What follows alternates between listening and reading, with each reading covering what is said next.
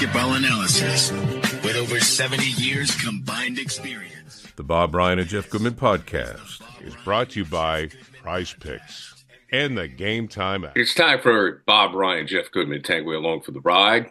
Brought to you by Prizepicks, the exclusive daily fantasy partner of the CLNS Media Network. Pick more, pick less with Prizepicks. Guys, some major trades. I mean, big-time stuff going on here. And a little later in the week, we're going to be dropping a pod with Bob going over his biggest trades in NBA history. So you'll have to stay tuned and see if those make it into that podcast. But this is a real head-scratcher for me. Bob, I'll start with you. Luka goes to the Lakers at the age of 25 as one of the premier players in the league. And part of the deal, Anthony Davis goes back to Dallas. I'm flummoxed. Your thoughts? The thing we can't get away from in this trade is the relationship between the respective general managers. And the fact that they are old. We don't know how close, quote unquote, they are, but they sure know each other very well, having both been associated with Kobe Bryant during his Laker tenure. So from a Nico Harrison standpoint, I think our general feeling about Dallas is they should have extracted more, at least gotten that extra number one pick that LA still is holding on to. And we need I need, and I think most people want, a better, deeper explanation for being willing to give up Luka Doncic, other than the conditioning thing, which is curable, if he wants to cooperate. And now that's another topic we'll get into, is his new relationship with LeBron. But it is curious. It is. We can't find a historical parallel of a star, when I even say superstar, that young being traded. We can talk about other major big people that were traded, but they were older. And it's, by the way, Anthony Davis isn't going to make them as good as he is. And we've talked frequently about how good he is when he's out there. But this isn't going to propel them back into the finals. No, then no. So it's curious from Dallas. I want a better reason for Dallas. Okay, Bob, if you're not getting a reason, what does that generally mean? If you're not getting a real reason, it means they can't say it, which means basically Luka's been a pain in the ass, and they don't think they can win with Luka at the highest level. And he set his own rules. I remember, I think you and I were there together a few years ago when Dallas came into Boston, and you and we're talking to Carlisle after the game. And even Carlisle kind of intimated, like, there's only so much I can do here, because from above, I can't coach him the way I want to coach him. Right. I can't anymore. We got to treat these kids with kid gloves. And it's kind of like Joel Embiid when he came into the league and he came in hurt, and they have their own rules and they make their own rules. So then they think they can do whatever they want. They have the leverage. Obviously, the conditioning was a factor, all that. But it's also about, like, how you act. I mean, remember, does anybody in a league in which almost every star player is bitching to the officials over and over and over, is there anyone worse than Luka? Is there anyone harder to watch than Luka Doncic, who bitches every time when he doesn't guard a tree? He can't guard a tree. So to me, again, I think it was everything, guys. I think it was they just didn't feel like he was going to be the right guy. And I think it was they thought maybe they wouldn't have the leverage in a year that he would then demand a trade or try to get out or of his deal, whatever. And yeah, they should have explored other opportunities. It's bad business by Nico Harrison, right? Yeah, I don't understand it. I wouldn't have done it. But my guess is they just felt like, hey, you know what? This guy is a pain in the ass, and I don't think we can win with him at the highest level. So let's get the best top 10 player we can in the league for him. And Anthony Davis probably, if you look at it, he's probably we go through them all. Boston's not trading Tatum. Shea, Oklahoma City, they're not trading him. Then you got some old dudes, right? KD, you're not trading for. Joker, Denver's not trading him.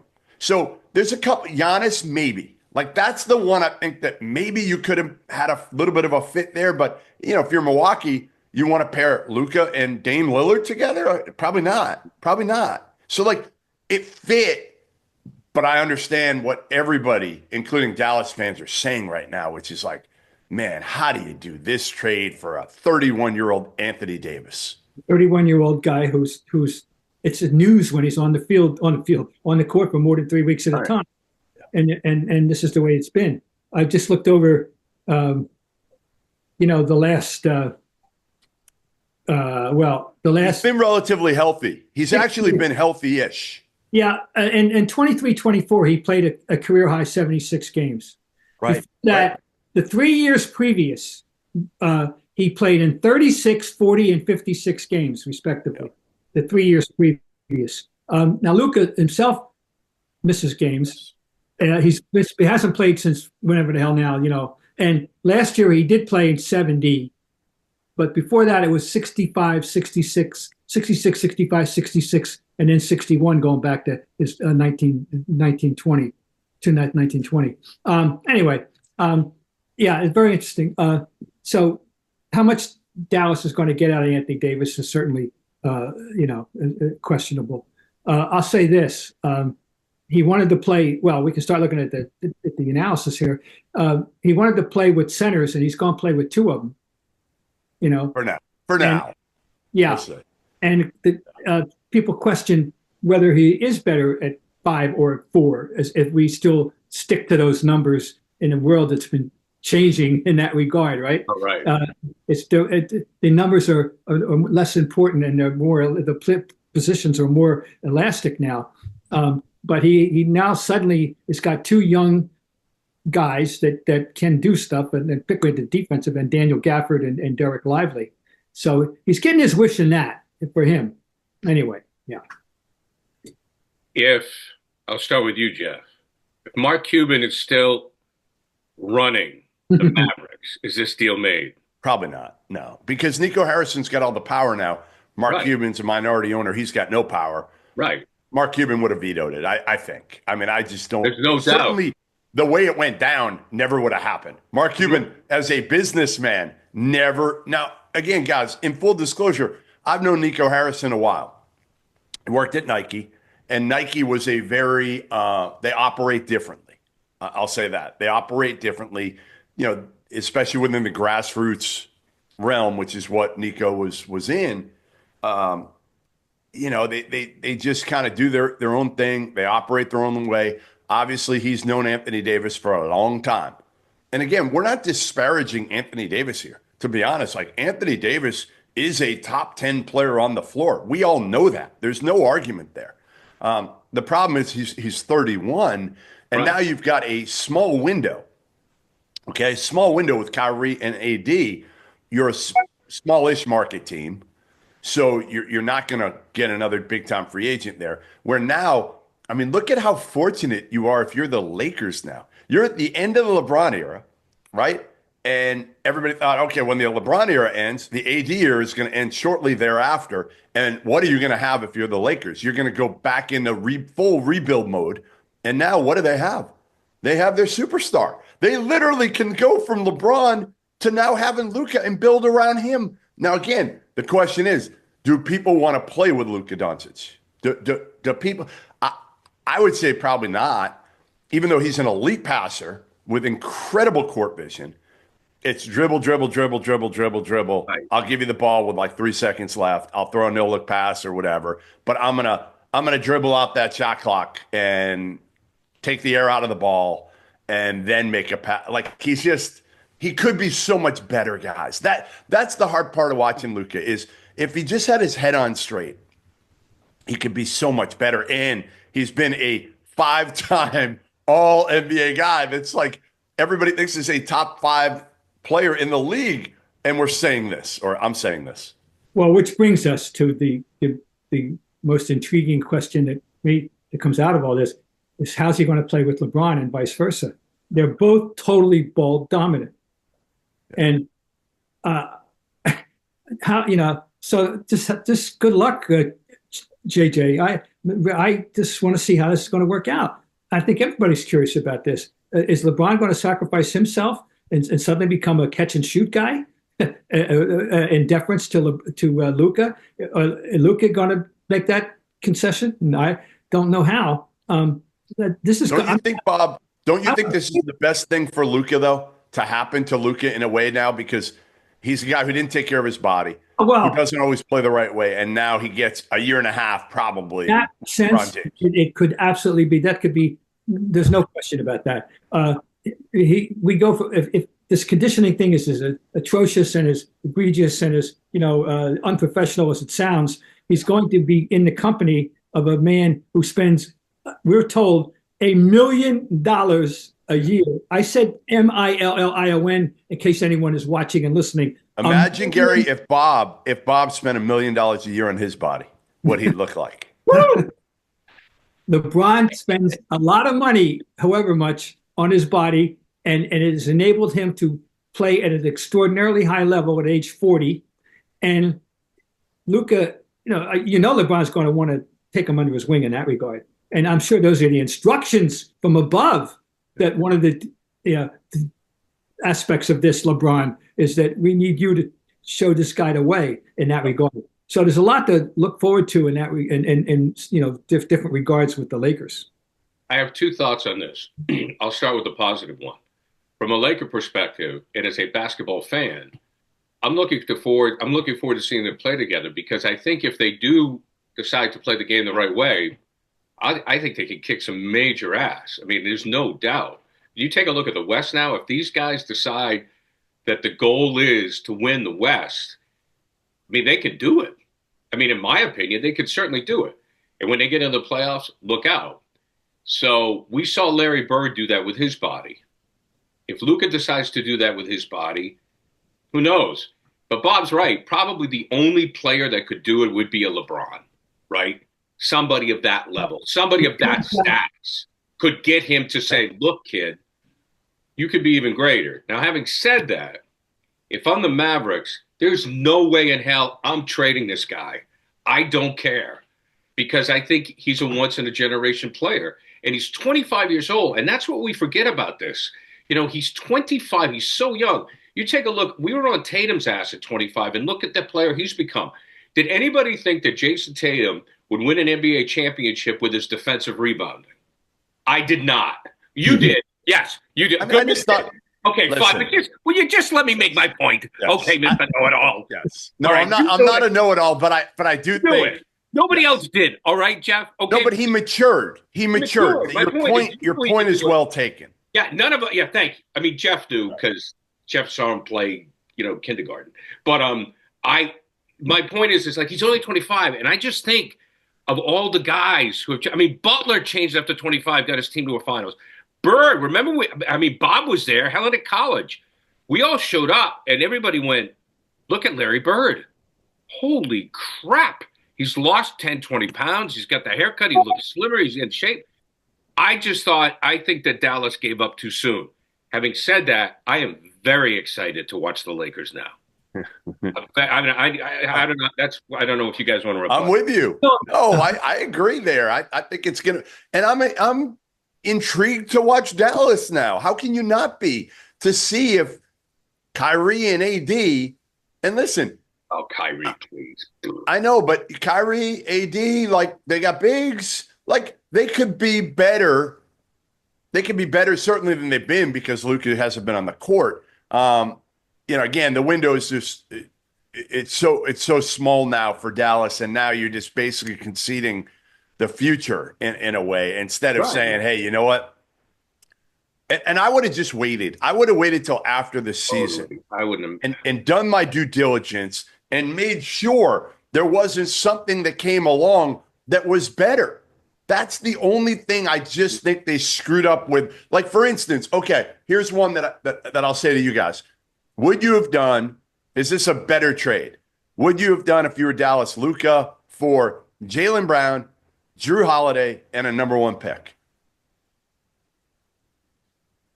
And would you have done it if you were the Celtics? In a heartbeat. Okay, me too. Oh, my God. Bob, would you have done that deal if you're the Celtics? I'm just, yeah, I think, I mean, with this one, Holiday's older than people realize, and So he's, I think, yeah, I'd say yes. do that deal. Do the It's deal. not a bad trade for both sides, right? I'm not saying Not at all. it's a slam dunk for Dallas, but you get a guy who's younger and Jaylen Brown, who's he's now become an all-star. He's not Anthony Davis, but he's more durable. You add Holiday, who's a culture piece, and then you get another first-round pick. Maybe you get two. Maybe Celtics give him 2 first-round picks. Yeah. Okay. You mentioned a name that I think is going to like this trade is Kyrie. Kyrie is kind of been, I was going to go so far to say this liberates him, but he's already proven he's averaging 24 a game one way or the other. Yes. And now that he's going to be absolutely the man in charge of the ball, Yep. Whether he's a point guard or not, doesn't matter. He's going to be in charge of the ball in a half court offense. And I think he's going to like playing with Davis. I think he's going to like this a lot, frankly. And Anthony Davis is a great dude. Anthony Davis is a high character guy. I mean, look, he's a wonderful guy. Yes. And I feel terrible for him that he's been injury plagued because I think his career, I don't think he's going to get recognized for the player he is because of his injuries. That's true. Yep. No disrespect. And you know what? I'm just not. The dude won a title. I mean, it's a bubble title, but it's still a title last I checked. He won an NBA championship with the Lakers. So, again, he should be revered for that. And now the question is, are they relevant? Was last year's run, and that's the crazy part too, guys, is we're talking about 2 teams now. Minnesota, who did it in the offseason after their run to the Western Conference Finals, right? They broke that team up with Karl Anthony Towns. And I'm sure they regret it today. They won't admit it. And now Dallas, who went to the finals. You're talking about them breaking their team up when, again, we don't know how good they could have been because Luka's been hurt. So it's like they didn't even give it a fair shake to see how good they could be this year and whether they can make another run. I mean, Bob, if Luka's 29, I'd probably make the deal. He's so damn young. He's a baby. Well, this is where it goes back to what Jeff was saying earlier. There's something behind the story. Yeah, I guess. I think we're free to speculate about that, and that it just doesn't make enough sense given the return that they got, and they could have done. They should have. And Jeff's so right. It's hard to imagine there wouldn't be a better deal out there sooner or later. So. Anyway, do you guys have any comments on the other players like Max Kleber and Markieff Morris? They go with Luka. Max Christie, first pick, they go to the Mavs. Do they have any impact at all? Christie, he's sneaked up on me. He's having something of a year. He might be a growth stock to some degree. The Morris, he is what he is. It's fine. It's not that important. No, but maybe Christie's would you go so far, Jeff, as to say, I won't say hidden gem, but possible surprise element? Yeah, he'll be a nice player. He'll be a nice piece. That's what he is. But again, the big thing people are up in arms for too is they only got 1 first-round pick, and it could be a late first-round pick. So it's almost like, in a way, it was a straight-up trade, and you traded a 25-year-old who most people feel is better. Again, I don't know if he's better, Luka, than AD. When they're both on the court, I think you can make a case. I take Luka over AD because he's ball dominant. But again, they're close. They're close when they're on the court. Yeah, but you lost 5 years. You lost 5 years, and you lost a guy you can build your franchise around. Like when I see all the writings about it, Jeff, about like AD, they all talk about, well, defense. I mean, the guy's a complete player. Yes, he's God, man, we're better defenders than Luka. I mean, who cares? But AD is a complete player. Again, it's just he's 6 years older and he's been injury prone. So I don't know. You have to go ahead, Bob. Just to say, this is the most notable one-on-one, one-to-one. I'm calling it one-on-one because the other players aren't that important. I agree. This is the most amazing trade involving 2 upper echelon players for each other that I've ever seen, that anyone's ever seen. We've had upper echelon players get traded for package deals, but and all that, but not for each other. And this is I can't think of a more notable elite player exchange one for one in that regard as this is. It is NBA history. And again, later in the week, Bob will be dropping a pod on the. Oh yeah, we got it. He's already doing it. Lots of info on this. Okay, so now let's get to this other deal, 7-player deal. And I had to write. Oh my God, did I forget to write this one down? I think I did forget to write this one down. I got it here. Yeah, good. Roll. Oh, I did. I forgot to write it down. Oh yeah, here it is. Never mind. Here it is. I can't read my own handwriting. De'Aaron Fox goes to the Spurs, so he gets placed to Wemby, and then Zach Levine goes to the Kings in a 7-player deal. What do you got on that, Bob? First of all, who is, just so people, I'll just run quickly over Zach Levine's resume. He'll be 30 years old on March 10th. Okay. He's a career 20-point shooter, again, scorer. This year is having a career year of 24 a game. He's shooting 38.7 from the 3-point line, and a career. He's shooting 45% from threes this year. Now, he's a 2-time All-Star, a 2020 Olympian, and a 2-time slam dunk champion, which means nothing in this trade. But that's who Zach Levine is. But he has been, as Jeff well knows, a walking trade guy all year, a trade deadline guy. The Bulls have absolutely been dangling him out on that flagpole to see who's going to salute all year. So that's number one. De'Aaron Fox is 27, 1-time All-Star, 1-time third-team All-League. He won the Clutch Player of the Year award, which I didn't even know existed 2 years ago. He's a 1-time leader in steals. He's a career 21-point scorer. This year, a career high 25. But interesting thing about De'Aaron Fox in the modern game, guys, he's a career 33% 3-point shooter, and this year is shooting 32. Okay. He also averages 6 assists a game, both career and this year.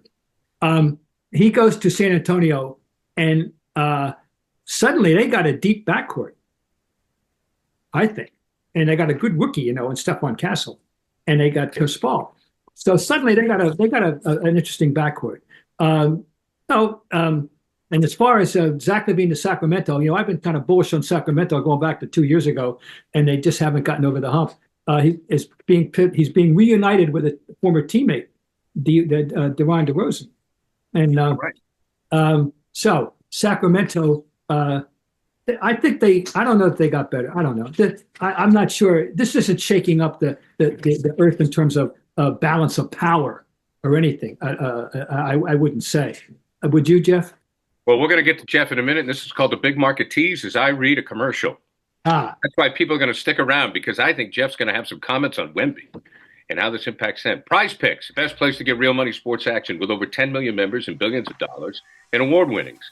Prizepicks has made daily fantasy sports accessible to all. You just pick more or less on at least 2 players with a shot up to win 1,000 times your cash. Run your game all season long on Prizepicks. The big game is coming up. That's right, folks. The big game is coming up. I'm going to be seeing my college buddies like Otis and Wormy and Shemp and Lance. Where do you get nicknames like that but in a fraternity house at the University of Maine? So the game is here. So don't miss out on the biggest football game of the season with Prizepicks, the best place to win cash while watching the big game. Prizepicks is also giving away a free pick for the big contest, where one of the starting quarterbacks will only need to throw 1 yard to win. If you're correct on at least one or more stat projection, you can win real cash. And check out the promos tab to tail any of the Super Sweat Millie winners' big game lineups. If you tail a lineup that goes 3 for 3, you can win a split of $1 million in promo funds. So Prizepicks is the best way to win real money this sports season. Which players are going to go off? Which ones aren't? Make your pick. It takes less than 60 seconds to turn your sports opinions into real money all season long on Prizepicks. So, look, Kelsey, is he going to grab him more than a couple touchdowns? What do you think about that? I think that is a safe play. Travis Kelce for more than 2 touchdowns. And as we said, more or less 60 seconds of seeing Taylor Swift. Download the app today and use CLNS to get $50 instantly after you play your first $5 lineup. Download the app today. Use code CLNS to get $50 instantly after you play your first $5 lineup. Prizepicks, run your game. Now, Jeff Goodman, it is your turn to talk about the deal where Fox goes to the Spurs and Zach Levine to the Kings. I mean, the Spurs are the huge winners here. There's no doubt in my mind. Like, this is the easiest trade to evaluate I've had to evaluate in a long time, because they got the best player in De'Aaron Fox. He's got a year left in his contract. And oh, by the way, they didn't have to give up their young stars. Steph Castle didn't have to give him up. Didn't have to give up Keldon Johnson or Sohan, any of those guys. Yeah, I mean, this is a win-win, because now I think the Spurs are in business for next year. Like, really in business. Wemby and De'Aaron Fox, there's nobody faster in the league with the ball than De'Aaron Fox. Nobody. And last I checked, Wemby's pretty fast for somebody his size. And those lobs that he's going to catch from De'Aaron Fox on the break, it's going to be special. So I think now, again, Chris Paul becomes your real true backup. Fox is terrific. And I don't know what the hell Sacramento was doing. And the Bulls, even worse. Like, Sacramento didn't do a great job, but at least they got some picks and Zach Levine. And the Bulls absolutely got nothing out of this. I mean, not nothing, but like Kevin Huerter, I like as a nice piece. But they didn't get a whole lot. Zach Collins, who's been hurt, and Trey Jones. But yeah, the Bulls are the losers. The Spurs and Victor are the clear winners, and now the Spurs are in business as next year. Probably they're one piece away. They're one piece away from being,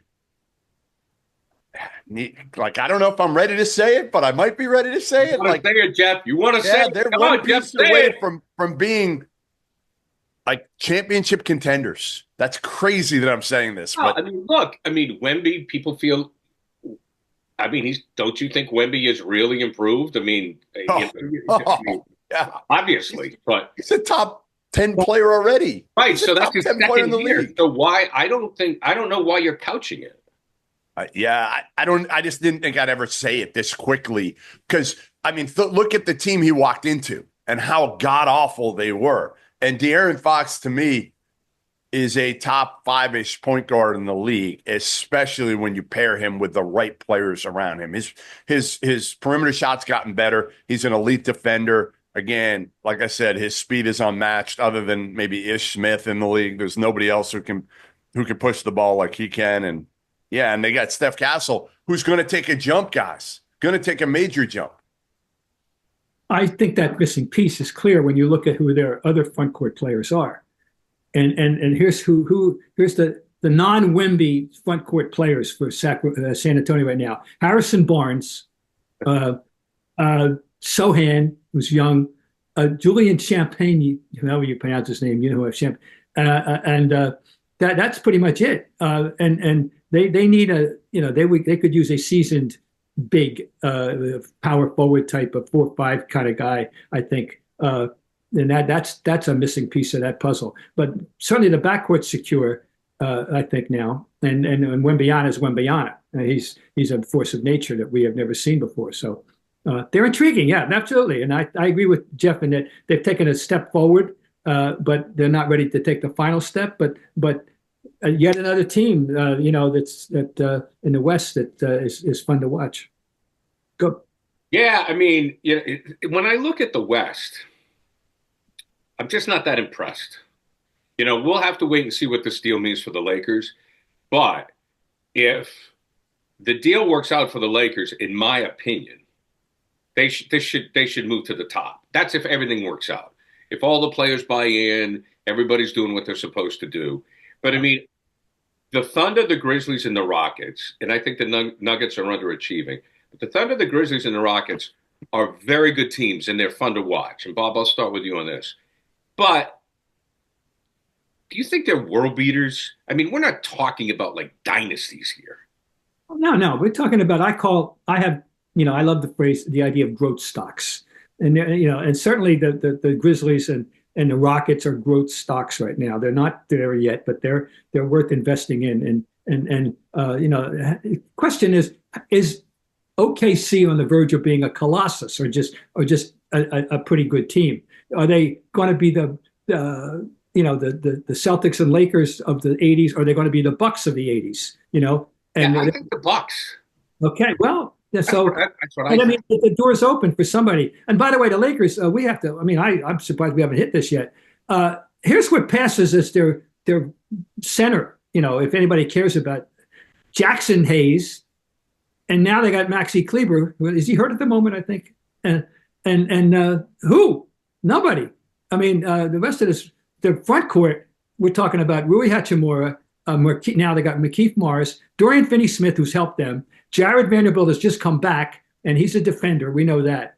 And Cam Reddish. I don't know. I'm not impressed with that full roster. I'm sorry. They have to me they have a long way to go. Don't you think? What do you think about the Thunder in the hierarchy of the West? I think it's the best of what we got, but I don't think the Thunder are elite. They're not overwhelming. They're overwhelming. They're good. We don't have, with the Celtics playing like they're playing right now, we don't have an overwhelming team right now in the NBA. We don't have one. Right. One that just scored 91 points and a half last night. That I don't know if they're overwhelming, but they certainly are formidable, that team in Cleveland. But you're right. There isn't. Well, the other thing, the X factor we don't know about Oklahoma City by April and May is Chet Holmgren. Will he be a factor? Oh, right. Oh, how much of a factor? I mean, in terms of pairing up. So that's still an open question, and that's certainly going to be one of the dynamics of the playoffs when we get there is whether or not they've got Chet Holmgren. It's going to be interesting, but this deal for the Lakers has changed. It changed everything, and it just decide if the players want to show up and play. I think the Lakers can do some damage. The West just isn't that great. I mean, that's it.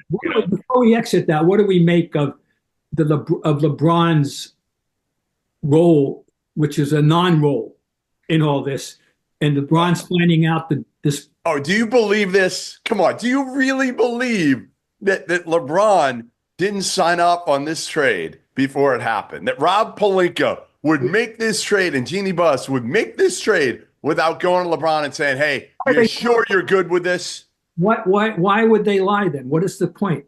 Because they're taking the pressure off GM LeBron. Because everybody thinks LeBron runs the Lakers and he's the general manager. So I think that's all this is. They're trying to take the pressure off. All right. No, I know what you're saying, Bob. I know what you're saying, and I thought the same thing. But then I thought LeBron's response would be, "Okay, we're better." I mean, if this guy plays to his potential, if he plays to his potential, they could get to the finals. But I can see them saying, we're going to take. And also, I don't know if LeBron wants Anthony Davis to know that he okayed the deal. That too. Yes. That too, Because then you're pissing off. Think about it. Now, again, Rich Paul, he reps both of them. So you would think Anthony Davis knows what's going on here, but maybe he doesn't. Maybe Rich Paul is trying to take some of the pressure off of LeBron and keep those guys at least where they're friends, instead of basically saying, "Hey, LeBron had a big part in this thing." Imagine if they came out and said that. Imagine if they came out, Bob, and said, "Yes, LeBron was a big part of this trade. We made sure he was okay with it." Then everybody runs with that of, "Hey, LeBron wanted AD gone." One thing before we leave the topic, and I didn't know this until this morning, that there is a historic mutual admiration society factor in this deal involving LeBron and Luka. That when Luka entered the league, he stated categorically that his favorite player, his idol in a sense, was LeBron James, and that 3 years ago LeBron went on record as saying his new favorite player in the league, the guy whose game he thinks is really something special, was Luka Doncic. Now, how much any of that is, I'm just saying. Bob, I think it's very important. Bob, I think it's you kind of buried the lead a little bit. I think it's the lead, because Jeff is probably more in touch now than you and I. Oh, definitely. That's how that's how players work. Everybody's making hundreds of millions of dollars. So it's not the money. Everybody's rich, right? Everybody's got a sneaker deal. So it's then they want to play with their guys. And I think that is I think it is the important part of this deal. Oh, well, speaking, one thing we haven't talked about at all, which I think is interesting because I learned something, my eyes glaze over when we get into the topics of the salary cap and the CBA and the second apron and the dish pan or whatever, But the idea that by trading him as they have deprived him of an opportunity for these quote unquote max contract, which would in 5 years, $345 million. Not that he's going to starve. We're going to have a charity benefit for him now that he's going. I'm just saying these numbers are just, beyond any of our comprehension. I mean, and I love Jaylen Brown. I'm a fan, but every time, he still makes some boneheaded plays, and I go, that's $350 million. And I mean, even Tatum. Tatum's a great player. I don't think he's worth $350 million, but I'm just an old bastard. So, but Bob, I think you hit on it. If that's still the case, if Luka worships LeBron, he'll get in shape, he'll play hard, and it'll work. And if they decide to play together, look out. I mean, look out. All right. We'll do a quick Celtic note coming up. But before we go, I got to tell you about Gametime. But here's a perfect example of how Gametime works. You get the Gametime app. It's a big G. Put it on your phone. One time, we were down in Pennsylvania. I was with my daughter, and we said, I wonder what's going on with the Sixers. So right on the Gametime app, there was tickets for the Celtics-Sixers game.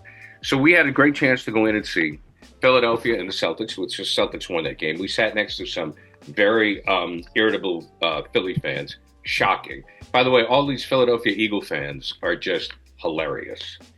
Bob, I know this is close. Philly's close to your hometown, but the Philly Eagle fans on Instagram, I mean, it is pure comedy if you have a chance to check it out.